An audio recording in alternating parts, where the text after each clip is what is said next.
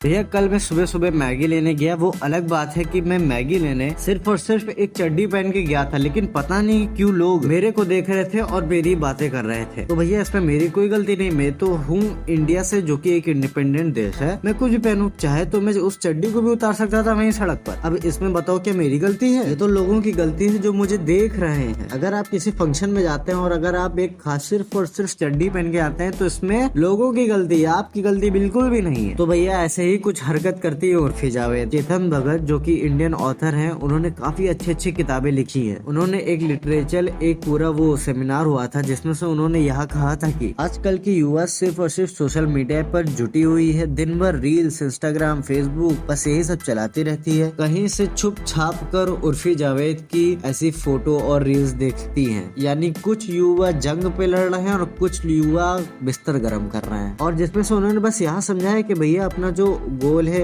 M है, मना नहीं करा जा रहा है कि इंस्टाग्राम ना चलाओ, चलाओ लेकिन थोड़ा चलाओ। ये नहीं कि भैया पूरा टाइम दे रहे हो। और पब्लिसिटी के लिए उर्फी जावेद हमेशा पब्लिक में रहती हैं, इसीलिए भाई उनको सब देखते हैं। तो भैया इससे ऑफेंड हो गई उर्फी जावेद। उन्होंने कहा आपकी हिम्मत कैसे हुई, मैं तुम पर मीटू केस लगा दूंगी, क्योंकि तुम पर मीटू केस काफी लोग लगा चुके हैं, काफी लड़कियां लगा चुकी है। और पता नहीं कौन से स्क्रीनशॉट्स याद दिखाने लगी, जिसको भगत जी ने रीट्वीट करके यह कहा कि ये सब झूठे हैं। उन्होंने यह कहा कि आधी उम्र की लड़कियों से तुम बतियाते हो और साथ ही साथ तुम रेप कल्चर को प्रमोट भी कर रहे हो। हमेशा दूसरे जेंडर का दोष नहीं होता। देखो भैया साफ सीधी बात, उर्फी जावेद खुद भी जानती है कि उनकी पब्लिक में क्या इमेज बनी हुई है। चाहे वो लड़का हो या लड़की हो, कि सब जानते हैं कि उनकी कैसी इमेज बनी है। उनका कोई उनके दिमाग से या उनका कोई बॉडी लैंग्वेज से ऐसे कोई उनको नहीं पहचानता है सिवाय कपड़े के। इसीलिए जब चेतन भगत ने उर्फी जावेद का नाम लिया तो पूरी ऑडियंस कैसे हंसने लगी और चिल्लाने लगी, उसमें लड़कियां भी इंक्लूडेड थी। तो ये कहना भूल दो कि हर लड़के एक जैसे होते हैं और